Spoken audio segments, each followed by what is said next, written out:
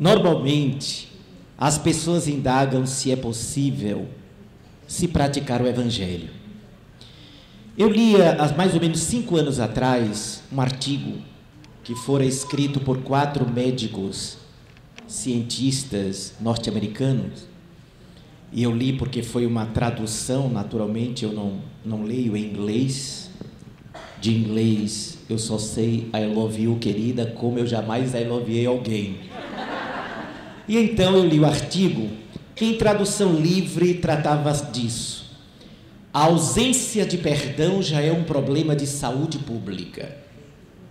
Muita gente estaria doente porque guardava mágoa, ressentimento e frustrações. E quando eu li este artigo, naturalmente remontei à grande mensagem da Boa Nova e aquele homem extraordinário que nos apresentou a necessidade de perdoar não 7 vezes, porém 70 vezes 7 vezes. Deu uma conotação extremamente prática à atitude do perdão. Mas aí quase sempre quando alguém fala para o outro, perdoa, perdão só com Jesus. Jesus perdoou porque ali era Jesus. E aí só Jesus na causa. Será que é verdade que um homem extraordinariamente sábio iria apresentar para a humanidade um corpo de ensinamentos que não fosse plausível, nem factível que este ser humano vivenciasse? Um professor de matemática, por exemplo, vai ensinar para uma criança de 8 anos raiz quadrada? Absolutamente não. Se não concebemos qualquer educador, na média comum, ensinar algo acima da capacidade cognitiva do seu aluno, imaginemos Jesus trazer uma estrutura de renovação do comportamento humano que não fosse plausível a cada um deste ser humano de média viver a realidade. Então, quando eu li este artigo, eu comecei a refletir e vendo a força desta mensagem eminentemente transformadora para a experiência nossa, para a experiência comum. Então, começamos a entender que o Evangelho não é, na verdade, apenas uma simples emanação, como se fosse toda uma estrutura simplesmente teológica, de ensinamento religioso, muito bonito, mas que era, na verdade, uma proposta de vida prática para o ser humano vivenciar esta realidade. E quando nós começamos a observar que o Evangelho, sem dúvida alguma, é uma experiência imediatamente prática, a gente observa como a nossa ciência cada vez mais vai atestando essa realidade. Há mais ou menos 6 anos houve um congresso em Frankfurt, na Alemanha, congresso de psicologia, que tratou por que é que o ser humano adoecia tanto. E neste congresso, dezenas e dezenas de pesquisadores, homens de uma cultura vastíssima, fizeram uma abordagem para tentar entender por que é que o ser humano estava tão enfermo. Apesar de todas as conquistas da ciência, de todo o conforto trazido para a vida humana, apesar de a ciência ter dilatado o nosso tempo de vida na Terra, com os medicamentos avançados, com os atos cirúrgicos de grande habilidade, com conhecimento de domínio da natureza, nós, cada vez que o tempo passava, nós estávamos vivendo com ansiedades, com destrambelhamento emocional, com enfermidades brotando do estado emocional e psicológico de cada um de nós. A ciência psicossomática, a partir da década de 70, veio trazendo cada vez mais reflexões, demonstrando o quanto o nosso estado mental e emocional interfere na saúde, na enfermidade da criatura. O sistema imunológico, ele é deprimido a partir dos pensamentos negativos, nocivos, a partir das emoções negativas que nós cultivamos. Esse ensinamento é que veio mostrar que 65% das pessoas que sofrem de bursite, reumatismo, artritismo, artrose, artrite reumatoide, lúpus, as chamadas doenças autoimunes, 65% das pessoas que desenvolvem estas enfermidades são pessoas que, em geral, cultivaram durante muitos anos mágoa e ressentimento. Daí verificamos que Jesus apresentou uma terapêutica, um mecanismo preventivo da saúde humana, quando ele recomendou o perdão. quando ele fez a proposta do perdão. E o perdão, assim como todo o Evangelho, não é um corpo de ensinamento de virtudes de anjos ou para os anjos. É um corpo de experiências para o ser humano, nós que estamos nesta fase, nesta trajetória, e ele apresenta como nos relacionarmos conosco mesmo, com a vida, com o outro e com Deus de forma sadia. Quando nós cultivamos, por exemplo, qualidades como a solidariedade, nós produzimos mais hemácias, mais glóbulos vermelhos. Dificilmente quem é solidário, afetuoso, fraternal, dificilmente desenvolve anemia. Nem precisamos tomar suco de beterraba. Basta vivenciarmos a experiência da solidariedade. Toda essa reflexão que nos é apresentada pela mensagem do Evangelho, referendada pela doutrina dos Espíritos, vem sendo confirmada pelas conquistas de várias áreas do saber humano, diversas. Quando nós verificamos que Jesus antecedeu-se, por exemplo, a um dos grandes problemas da atualidade, uma das grandes enfermidades dos dias de hoje. Eu vou falar nesta enfermidade agora, porque eu sei que nenhum de vocês aqui tem esse tipo de problema. Jesus tratou da ansiedade. Sem falar no nome ansiedade.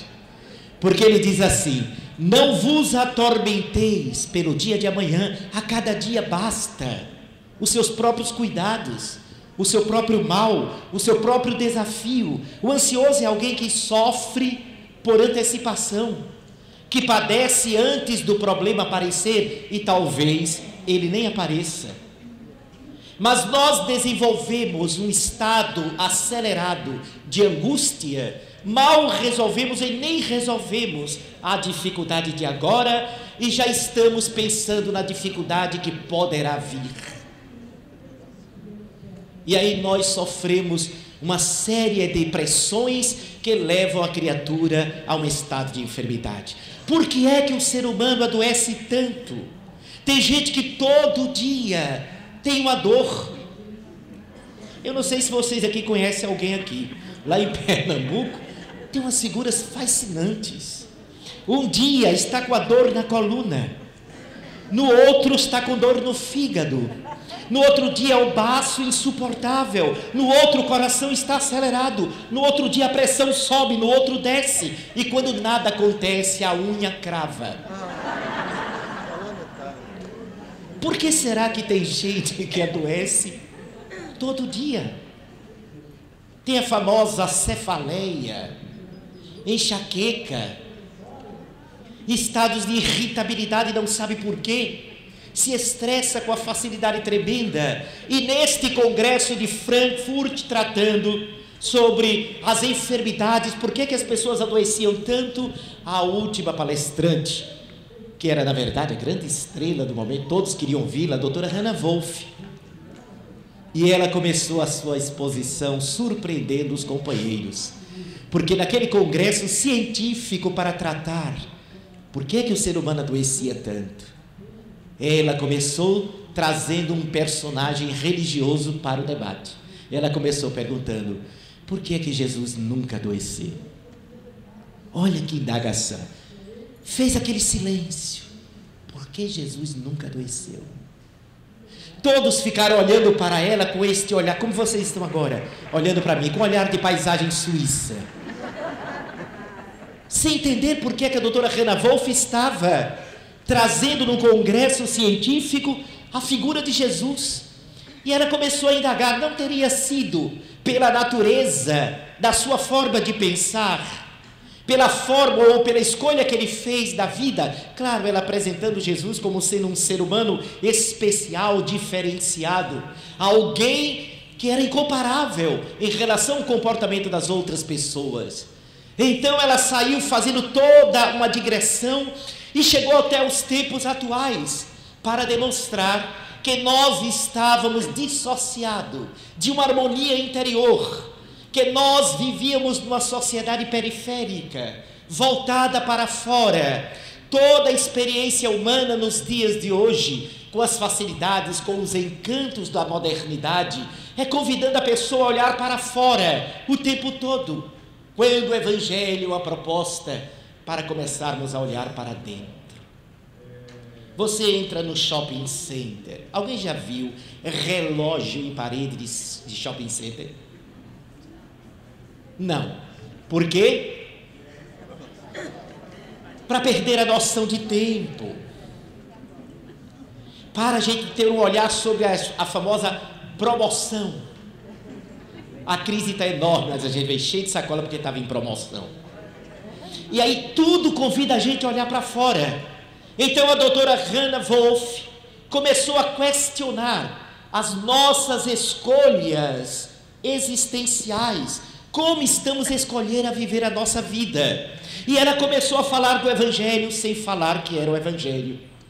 Ela começou a verificar que a fragmentação emocional da criatura humana seria resolvido com a experiência iluminativa apresentada por aquele homem extraordinário há mais de 2000 anos atrás. O Evangelho pode ser praticado sem dúvida alguma. Sem dúvida alguma. Ele não nos apresentaria algo fora da realidade. Primeira pergunta idiota da manhã. Jesus era mentiroso? Só a menina aqui na frente. Aí eu fiquei assustado, vou repetir a pergunta. Jesus era mentiroso, gente? Claro que não. Quanto mais pura é a alma, quanto mais elevada, mais verdadeira ela é. E Jesus, como foi muito bem apresentado pelo nosso presidente aqui, guia e modelo da humanidade. Jesus não mente. Bom, chegamos à conclusão, Jesus não mente. Se ele não mente, por que é que ele nos falou? Vós sois o sal da terra e a luz do mundo. Ele não mente. Para que serve o sal? Vocês que cozinham bem. Dá sabor, contribuir com o sabor, não é? Se alguém disser aqui salgar, nunca vou almoçar nesta casa. Dá sabor. Se a sua vida está insípida, quem tem que dar o sabor à sua vida é você. E não esperar que apareça alguém, um salvador da pátria, alguém que venha mudar a sua vida, uma pessoa, alma gêmea, um pedaço de não sei onde. Você faz a escolha. E, portanto, sob esta ótica, destino é escolha. Destino é escolha que nós fazemos. Então, ele não mente. Ele disse também que éramos a luz do mundo. E disse mais: o que eu faço, vós podeis fazer também. Isso implica dizer que o nosso amigo aqui, o Sérgio, ele pode curar um cego. Nosso amigo pode fazer um paralítico andar. Você pode multiplicar pães e peixes. Você pode fazer um surdo ouvir. Ele não mente. E por que a gente não faz?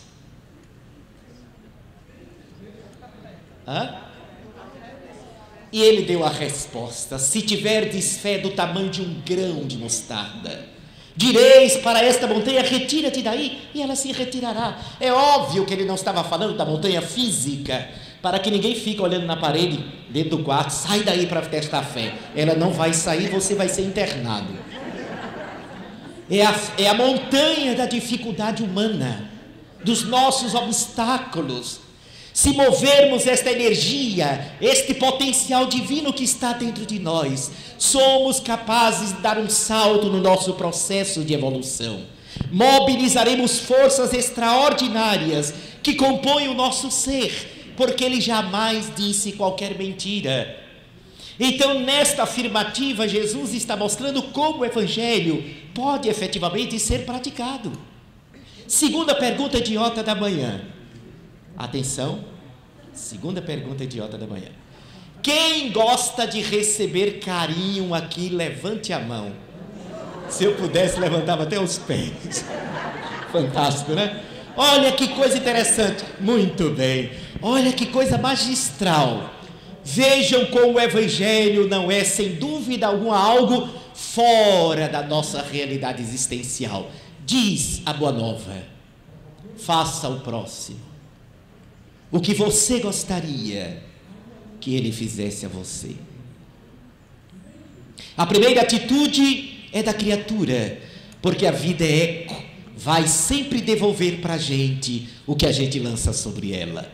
Então por isso que Jesus dizia: batei e a porta se vos abrirá, buscai e achareis, ajuda-te que o céu te ajudará. Sempre a primeira ação é nossa e a vida trará como resposta natural. Então, se eu gosto de receber carinho, todos nós gostamos, diz a mensagem libertadora: oferte, seja uma pessoa afetuosa, não porque queira simplesmente receber, mas pela lei é natural. Em geral, a pessoa afetuosa, carinhosa, amorável, constrói ciclos de amizade, se abastece da energia simpática do outro. Quem é que consegue abraçar um porco espinho? Ninguém. Mas um Yorkshire, um gatinho angorá, todo mundo quer passar a mão, fazer um carinho. Então aquilo que é mimoso, que externa afeto, que externa respeito e ternura, provoca pela lei de atração um fenômeno de resposta. O Evangelho é extremamente atual, presente na experiência vivencial da criatura. Nós aprendemos a superação desses desafios quando entendemos que Jesus jamais iria propor algo que não estivesse dentro do nosso alcance. Nós podemos viver esta mensagem. Agora, cada um dentro do seu ritmo, da sua harmonia, do seu estágio, do momento em que se encontra. O Evangelho mostra o quanto a gente pode superar a dificuldade de sermos pessoas inclusivas, pessoas que atraem outras de variada condição. Contam as tradições, e me permitam aqui contar essa história, que na sabedoria da lei de Deus, foi morar nestas vilas de casas simples, aquelas que é separada só por um murinho, fica janela com janela. Morava um espírita e um companheiro evangélico, vizinho um do outro. O evangélico era da Assembleia de Deus, e ele soube que o vizinho dele era um espírita. Então ele disse para ele mesmo: espírita, vou salvar esta alma. E ele estudou e viu que o comportamento do espírito era tomar café da manhã, naquela janelinha, tinha uma mesinha, 7 horas da manhã. Então, 7 horas, o companheiro evangélico ia para a janela dele e orava alto, para que o espírita escutasse, claro: Senhor, só Tu tens o poder e a glória. Todo dia: Senhor, não evoqueis os mortos. E o espírita, que não era lá muito espírita, foi inchando, sentindo raiva, e todo dia: Senhor, Senhor, 7 meses. E o amanhã, o companheiro evangélico acordou, estava desempregado há 6 meses, e naquele dia o amigo não tinha nem o que comer, mas ele foi no piloto automático para a janela. Quando chegou na janela, a história é sobre preconceito. O companheiro evangélico chegou na janela e orou baixinho, diferente dos outros dias, não sei se de fome, não sei se emocionalmente abalado. Ele orou mais ou menos assim: Senhor, hoje eu não tenho o que comer, mas Tu és grande, Senhor, vais dar um jeito. O espírita, com ouvido de tuberculoso, escutou. Aí ele disse: agora é a minha vez. Ele levantou, foi num supermercado, fez uma baita de uma cesta básica enorme, e pela primeira vez em 7 meses de vizinhança, o espírita bateu na porta do seu vizinho evangélico. Quando o companheiro evangélico abriu a porta, ficou pálido. Lá estava o espírita na frente dele, e o espírita entregou com o nariz arrebitado: tome, meu irmão. Mas não foi seu Deus que mandou não, viu? Foi o meu. O evangélico recebeu, não perdeu o bom humor, recebeu porque estava precisando, colocou a cesta de lado, olhou para o espírito, olhou para o céu e disse: graças, Senhor, Tu és tão poderoso, que quando Tu mandas, até o demônio vem trazer na porta. O espírita podia ter dormido sem essa, se ele não fosse também tão preconceituoso. Mas essa história é para mostrar como o Evangelho é uma proposta prática de inclusão, de proximidade, de agasalharmos as pessoas sem diferenças, com respeito ao que elas pensam. Isso não é tão complicado para a gente viver, embora seja complicado para a gente viver. Dependendo de como a gente verifica, se relaciona com esses desafios.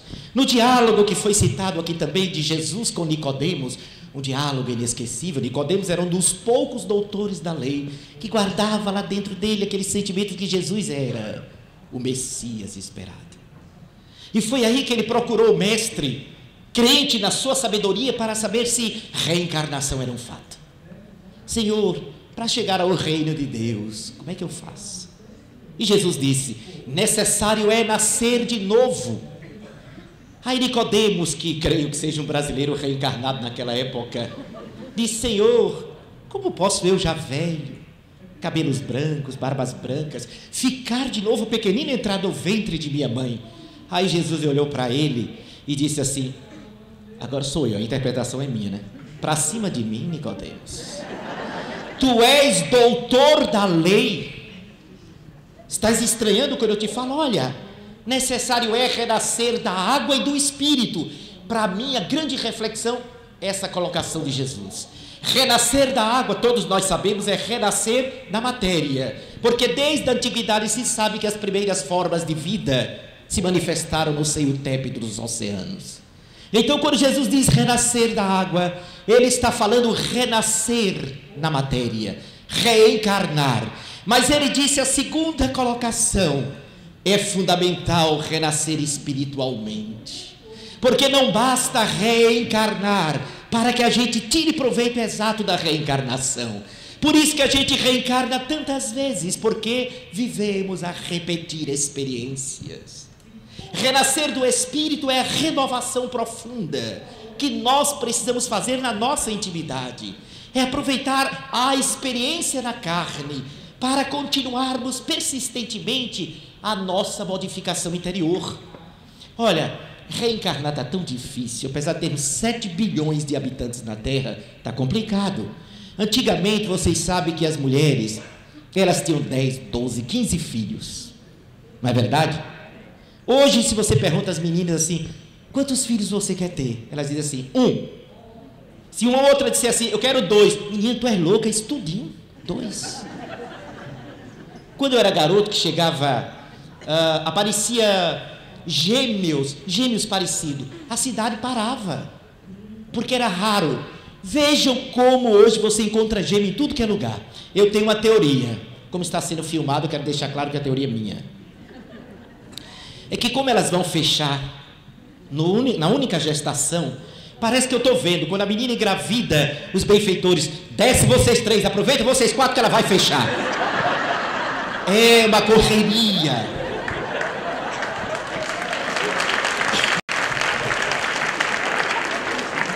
Mas eu quero trazer uma experiência prática da valorização da reencarnação que Jesus recomenda. É que os meus pais são daquela família tradicional. E na minha família foram 10 filhos. 10. Meus pais, quando estavam noivos prestes a casar, acertaram imediatamente que eles queriam uma garota, uma princesa. E aí logo casaram, minha mãe engravidou, porque as mulheres de hoje é que têm essa dificuldade. Antigamente não, pensou, já engravidava. Minha mãe engravidou, não tinha ultrassonografia na época, não se sabe, só sabia o sexo quando nascia. E aí minha mãe grávida, aquela expectativa da princesa, e nasceu uma menina, aliás, um menino. Mas meu pai disse: não, a próxima é ela. Primeiro foi menino, mas a próxima é ela. E logo, pouco tempo depois, minha mãe engravidou de novo.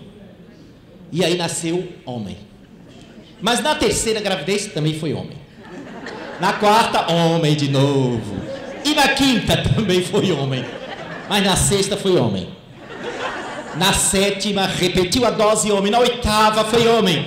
Aí na nona sim, minha mãe, como toda mulher, sensitiva, intuitiva, perceptiva, minha mãe olhou para o meu pai e disse: é ela. E meu pai, entusiasmado, arrepiou-se, correu para o comércio da cidade e comprou a mamadeira cor-de-rosa, chupeta cor-de-rosa, o lençol cor-de-rosa, o berço cor-de-rosa. Eu nasci. Foi a primeira decepção que eu dei aos meus pais. A 10ª foi a menina. Foi a última de todas. Mas eu fico muito grato, porque imagina se minha mãe tivesse fechado no 8º, eu estava perturbado até hoje.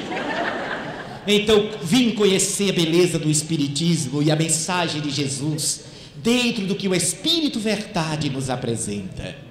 E aí, nesta gratidão, saber aproveitar é o que me cabe.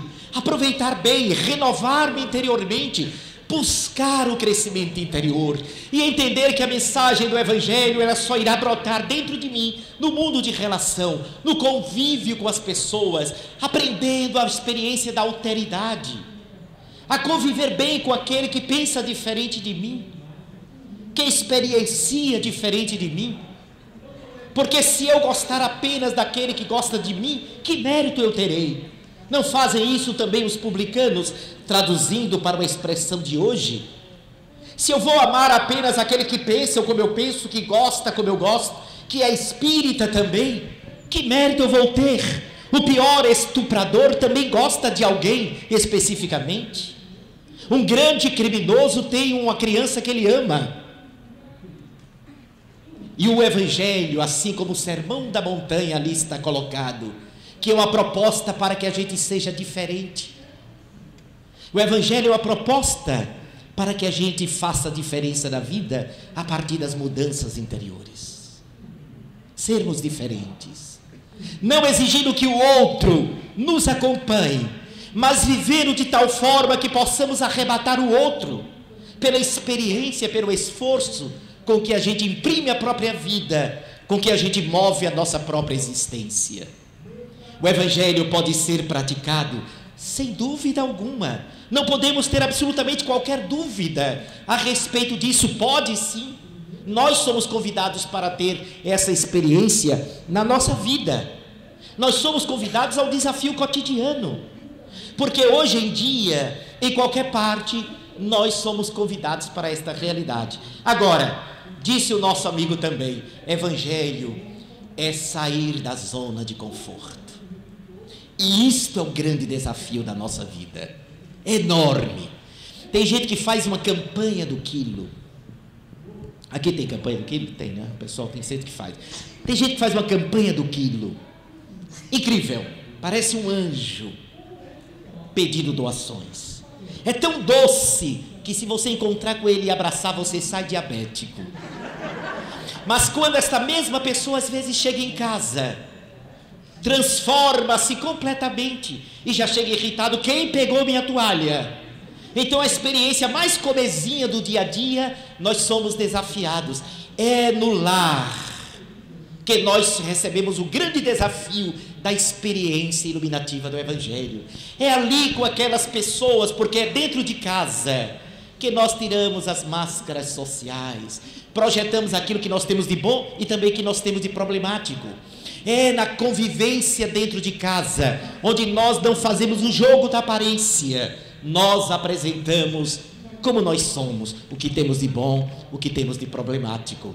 Mas se nós conseguirmos conquistar, por exemplo, a paciência no lar, como nós conseguiremos ser pacientes no nosso dia a dia? Porque aqui, eu estou vindo aqui a Salvador, eu acho que fazia quase 20 anos que eu não vim aqui, fazia um bom tempo, tanto é que muita gente aqui nem me conhece, não é verdade?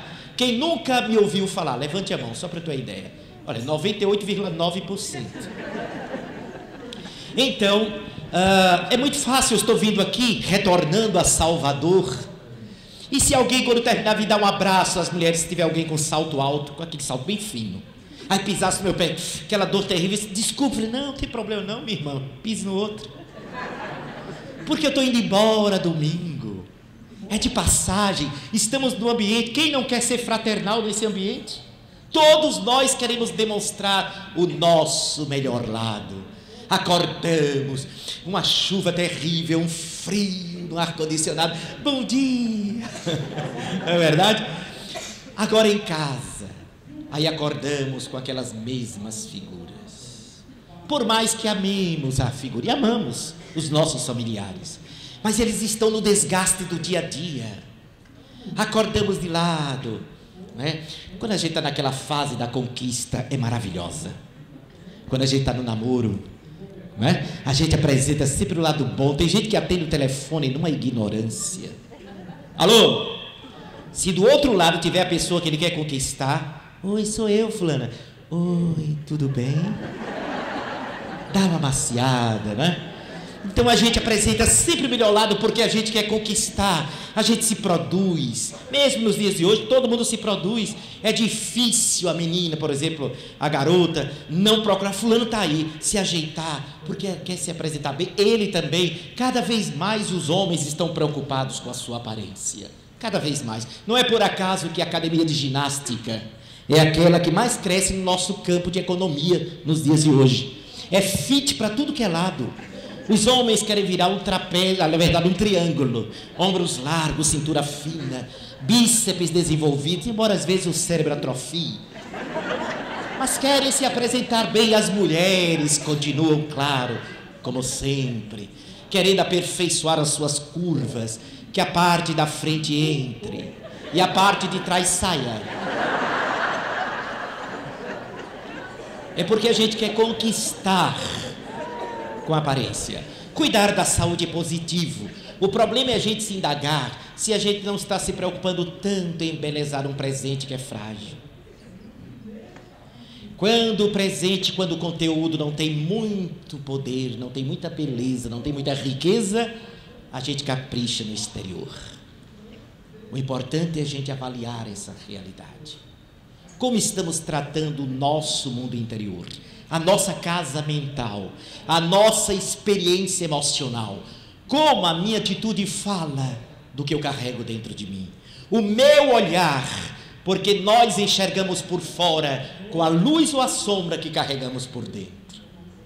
Como está o meu olhar para o outro? Como eu me vejo? Como eu me sinto? E a doutrina espírita nos convida para que a gente se veja e se sinta como espíritos imortais que nós somos, numa experiência transitória da matéria, que estamos aqui, mas não ficaremos aqui, sairemos daqui. É esta visão atemporal, mas sobretudo a percepção de que estamos aqui, vamos para uma outra dimensão, retornaremos para a dimensão física, desenvolver a consciência desta realidade, para que a gente vença os temores. Quando Jesus reaparece ao terceiro dia, ele diz: não temeis, eu venci a morte. Ele venceu a morte. Por que é que foi tão importante ele demonstrar isso? Porque um dos graves problemas para a experiência humana é o temor que nós temos, por exemplo, da morte, que paralisa as forças da alma, que levam as pessoas a ficarem inseguras, temerosas de perder quem ama. A sensação de perda que nós temos dificuldade de lidar com ela é uma das graves causas da depressão nos dias atuais. A dificuldade de lidar com aquilo que a gente chama de perda.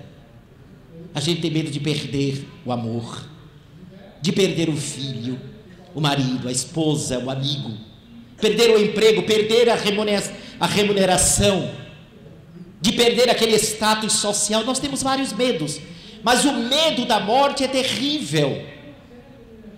Como ele atinge pessoas. Eu conheço uma pessoa lá em Recife, maravilhosa, mas ela vive doente. E sabe qual é a fixação dessa pessoa? Tem 42 anos de idade. Desde os 20 anos que ela sofre desse tormento, o medo da morte. Não consegue viver bem, porque morre de medo da morte. E frequentando a casa espírita, nossa instituição, essa pessoa disse assim: Fred, eu admiro demais o espiritismo. Que filosofia, que mensagem, mas eu morro de medo de assombração. E perguntou-me: como é que eu faço para superar esse medo da assombração? E aí eu disse para ele: pense que um dia você também vai ser assombração, porque você vai desencarnar. E você acha que seus filhos têm razão de ter medo de você, se você se aproximar deles? Não, meu filho não tem por que ter medo de mim, não. Então por que você tem medo dos seus entes queridos que chegam junto de você? Às vezes a gente está no quarto e sente o perfume de mamãe, mamãe que desencarnou há 10 anos. É o perfume de mamãe, ai meu Deus. Aí apaga a luz e sai correndo. O medo é algo que paralisa o espírito, que nos tira o elan de viver.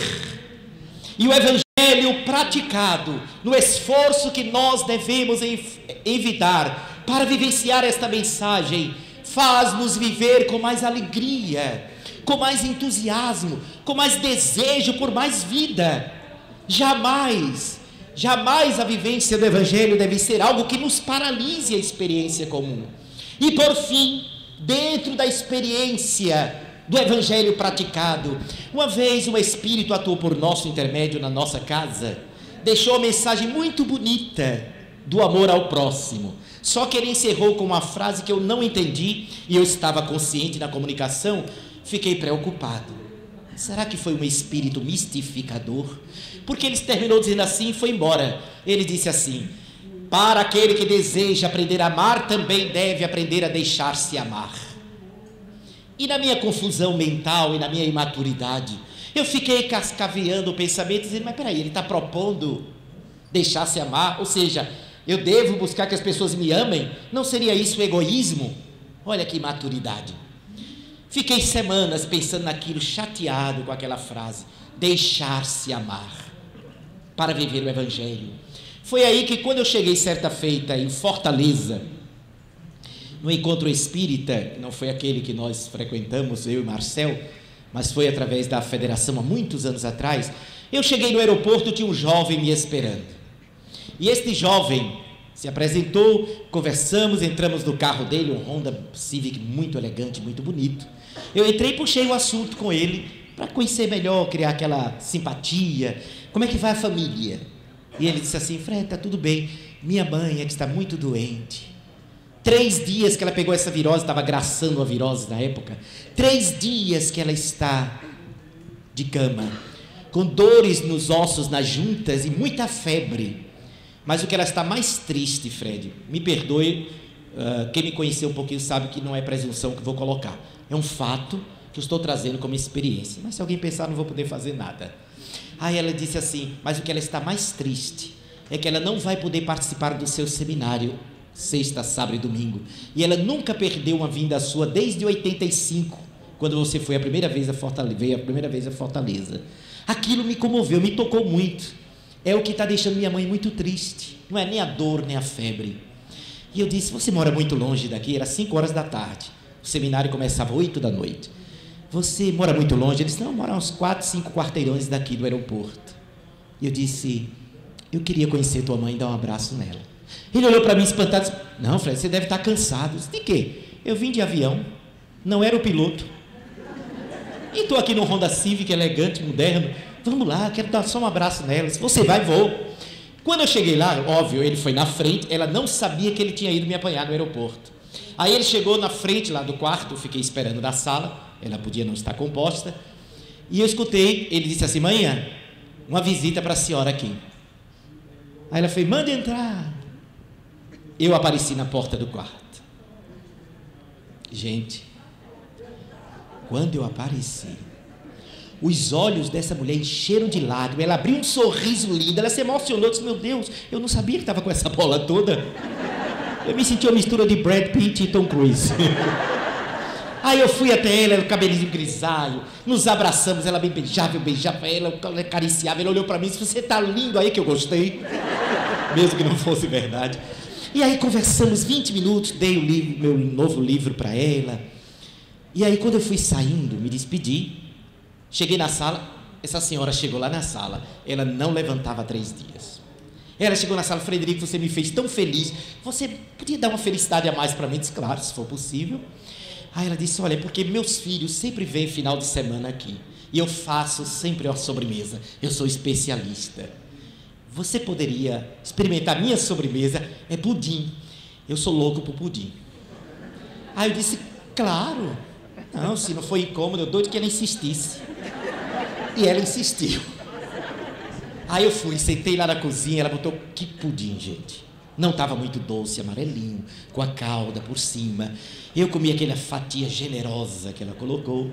Quando estava na última fatia, eu torcendo assim que ela oferecesse mais um pouquinho. Ela era médium, captou meu pensamento e ofereceu. Eu comi outro pedaço bom. Nos despedimos, fui embora. 20 para as 8, o evento era como aqui, no mesmo hotel que eu estava hospedado. Eu já fui direto para a mesa. Quando eu sentei, 800 pessoas no evento. Quem estava sentado na primeira cadeira? Ela. Um vestido cheio de flor. Um vestido cheio de flor. Acho que ela tinha tomado um banho de perfume violeta da Avon. Incensando tudo. Eu olhei para ela, ela piscou olho para mim, eu pisquei para ela também. Levantei e fui até a nossa amiga. A abracei e disse: que surpresa, a senhora veio. Ela disse: Frederico, meu filho, você acredita que quando você saiu lá de casa, eu não estava sentindo mais nem dor no corpo e nem febre. Eu me sentia própria de pirona. Me sentia upa. E aí disse: que bom. E ela participou dos... Quando eu terminei de falar com ela, que voltei para a mesa, Sérgio, que eu sentei, ouvi a voz do amigo espiritual, que me disse assim: entendeu agora o que é deixar-se amar? Eu parei, me emocionei, e ele disse: isto é deixar-se amar. Fazer alguém feliz por aceitar o seu amor. E eu disse: mas me mostra para referendar. Você sabe que a gente é bem teimoso. Aonde está no Evangelho? E ele me mostrou 2 passagens, pelo menos, que Jesus deixou-se amar. A mulher prostituta que lavou seus pés com perfume e enxugou com o cabelo. Olha, uma mulher tocar os pés de um homem, sobretudo uma prostituta, e Jesus aceitava, fazendo aquela mulher feliz, tanto que o sacerdote, o fariseu que estava ao lado, pensou: como ele permite uma mulher de má vida tocar-lhe os pés? Jesus, que era como médium catapora, pegava no ar, captou o pensamento do fariseu e disse, olhando para ele: em verdade eu vos digo que esta mulher entrará primeiro no reino dos céus do que vós, porque ela muito amou. Você dizer para o sacerdote que uma prostituta vai entrar primeiro no céu do que ele, é dizer para o espírita que o boêmio vai entrar em nosso lar antes dele. Então Jesus deixou-se amar por aquela mulher. E na passagem de Zaqueu, o cobrador de impostos, que ouvira falar do mestre, Zaqueu era detestado por muitos judeus, porque a profissão dele era cobrar impostos. Então Zaqueu soube que Jesus passaria ali em Jericó, naquela tarde inesquecível. E quando ele ouviu a multidão, Zaqueu saiu precípite, ansioso, mas ele era de estatura baixinha, uma multidão estava ali, ele ficava na ponta do pé e não conseguia ver. Foi aí que ele subiu no sicômoro, só para ver Jesus passar. Homem rico, de bom coração, Zaqueu. Imagine a pessoa mais rica de Salvador subindo num coqueiro para ver uma pessoa passar. Foi a cena. Acho que vocês pensaram em alguém, viu? E aí quando Jesus parou, já está na hora, né? Só um minutinho só. Só um minutinho, rapidinho. Aí Jesus parou, olhou para ele e disse: Zaqueu, desce daí, que esta noite eu passarei na tua casa. Zaqueu não desceu não, se esborrachou. E Jesus deixou-se amar pelo cobrador de impostos. Então, meus amigos, que nós possamos refletir quanto o Evangelho pode ser praticado, no esforço de cada um de nós, na luta de cada um de nós, na bênção de cada experiência, de cada vida, de cada momento, de cada lágrima, de cada sorriso. Ele está conosco, nos amparando, nos inspirando, porque nos trouxe uma mensagem própria para as nossas necessidades. Muita paz, muito obrigado, que Deus nos abençoe.